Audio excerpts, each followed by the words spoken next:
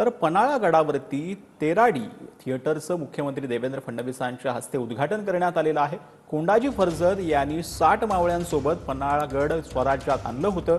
हा रणसंग्राम तेराडी थिएटरमध्ये दाखवण्यात येणार आहे। विनय कोरे जे काम केलं ते इतिहासात लिहिलं जाणार या शब्दात मुख्यमंत्री फडणवीसांनी विनय कोरे यांचं कौतुक करत अभिनंदन देखील केलं।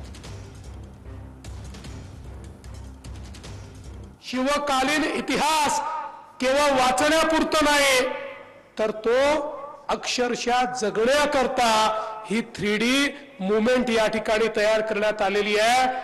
विनय कोरे साहेब, मी आपल्याला सॅल्यूट करतो, सॅल्यूट। आपण जे काम केलेलं आहे हे इतिहासामध्ये लिहिलं जाईल। इतिहासामध्ये स्वराज्याच्या उपराजधानीत येऊन जर हा सिनेमा या ठिकाणी पाहिला नाही तर तुमचं जीवन कधीच पूर्ण होणार नाही।